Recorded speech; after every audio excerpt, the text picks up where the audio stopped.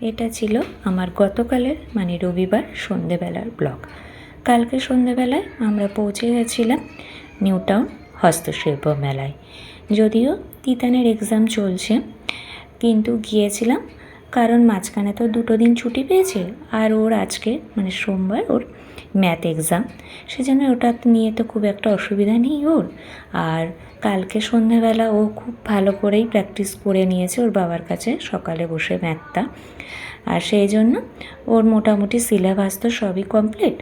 আর আমাদের অনেক দিন কোথাও বেরোনো হয় না, তো কালকে তো ছিল রবিবার, সেই জন্য আমরা একটু সময় করে কালকে সন্ধ্যাবেলা গিয়েছিলাম মেলায়। যদিও ছোট্টার এক্সাম থাকলে যাওয়া হতো না, কারণ ও তো একদম স্কুলে যেতে চায় না আর পড়তেও চায় না।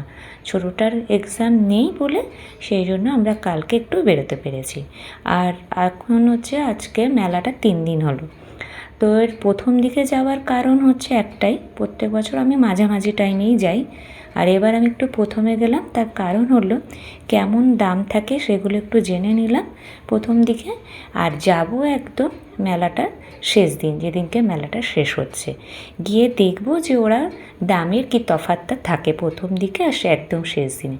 সেই জন্যই কালকে আমরা প্রথম দিকে গিয়েছিলাম, আমার মূলত এই কারণেই। তো যাই হোক, এখানে তো বিভিন্ন ধরনের মানে ঘর সাজানো জিনিস, মানে সেগুলো সত্যিই চোখে লাগার মতন আর খুবই ইউনিক, যেগুলো আমাদের লোকাল মেলাতে পাওয়া যায় না। এগুলো দেখতেও ভালো লাগে, কিন্তু দাম প্রচণ্ড বেশি। আমি টুকটাক কিছু কিনেছি, আর কি কি কিনেছি সেটা অবশ্যই আপনাদের সাথে আমি পরে শেয়ার করব অন্য কোনো ব্লগে। তো আজকের ব্লগটা তাহলে এখানেই শেষ করছি।